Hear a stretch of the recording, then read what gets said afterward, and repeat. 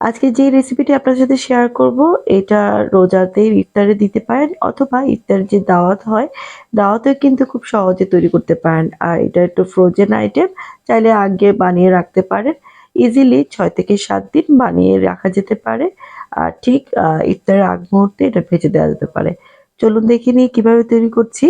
এখানে একটা পাত্রের মধ্যে আমি ২ টেবিল চামচ দিয়ে দিলাম বাটার। বাটারের সাথে আমি ১ চা চামচ দিলাম সয়াবিন তেল। তারপর দিলাম ২ টো রসুন কুচি, একদম কুচি করে দিলাম। একটু ভাজা হলে তাতে আমি দিয়ে দিব পেঁয়াজ। এটা যেন গোল্ডেন কালার না হয়। তো পেঁয়াজটাও দেখতে পাচ্ছেন একদম একটু কুচি করে দিয়েছি। বড় সাইজের দিবেন না, একটু মিহি, মিহি কুচি করে দিতে হবে। পেঁয়াজটা দিয়েও এটা ১-২ মিনিট ভেজে নিয়েছি। তারপর এর সাথে কিছু সবজি দিচ্ছি। এখানে গাজর কুচি দিলাম। তারপর দিলাম ফুলকপি কুচি। এরপর এর সাথে দিয়ে দিব বাঁধাকপি কুচি। বাঁধাকপি কুচিটা একটু ছোট, ছোট করে নিবেন। আর হচ্ছে কি এটা ধুয়ে পানি ঝরিয়ে রাখতে হবে। একদম শুকনো অবস্থায় দিতে হবে। না হলে এটা থেকে পানি বের হয়ে যায়। তারপর আমি একটু ভেজে নিচ্ছি সবগুলো সবজি। সবজিগুলোর ভাজার সময় একটু চুলার আঁচটা বাড়িয়ে রাখতে হবে। তারপর এর মাঝে আমি দিয়ে দিব কাঁচামরিচ কুচি স্বাদ মতো। এরপর দিয়ে দিলাম এখানে আ প্রায় ১ কাপ পরিমাণ মুরগি আমি আগে সিদ্ধ করে রেখেছিলাম। তারপর এরকম ছোট, ছোট গ্রেট করে নিয়েছি। তারপর মুরগির মাংসটা দিয়ে আমি আবারও একটু ভেজে নিচ্ছি সবজির সাথে। প্রায় ২-৩ মিনিট ভাজার পরে তার সাথে আমি কিছু জিনিস এড করছি। এখানে প্রায় ১/২ কাপ পরিমাণ দিয়ে দিলাম ঘন দুধ। এটা গরুর দুধ জাল দেওয়া। তারপর এখানে পাউরুটির গুঁড়া দিয়ে দিলাম প্রায় ১ কাপ পরিমাণ। এই আইটেমগুলো কিন্তু অবশ্যই দিবেন। এটা দিলে তাহলে নাস্তাটা টেস্টি হয়। চাইলে আস্তা পাউরুটিও দিতে পারেন এখানে।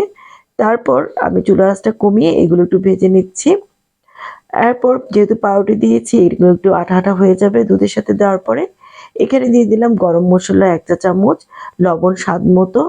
এরপর দিলাম গোলমরিচ গুঁড়া ১ চা চামচ। চাইলে এখানে চিকেন পাউডারও দিতে পারেন। এখানে ২ টো আলু সিদ্ধ দিয়ে দিলাম। তারপর দিলাম ধনেপাতা।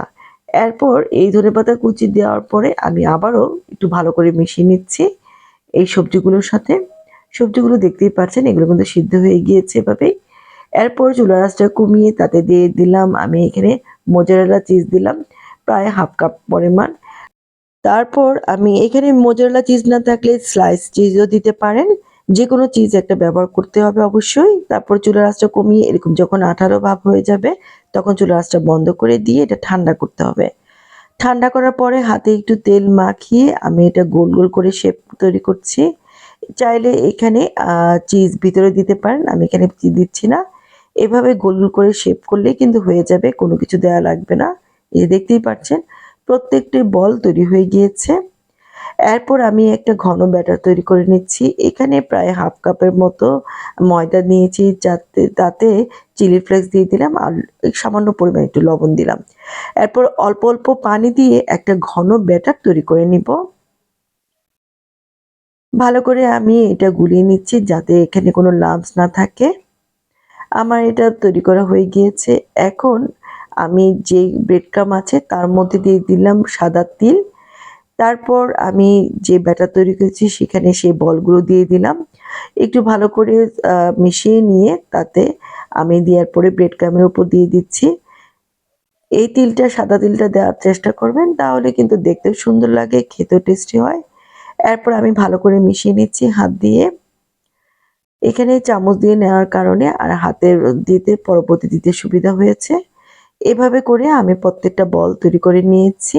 চাইলে এই অবস্থায় ফ্রিজে ৬ থেকে ৭ দিন কিন্তু ইজিলি ফ্রোজেন করতে পারেন। কড়াইতে পর্যাপ্ত পরিমাণ তেল দিয়ে আমি এখন এগুলো ভেজে নেব। তো চুলার আঁচটা একটু বাড়িয়ে নিয়ে ভাজতে হবে।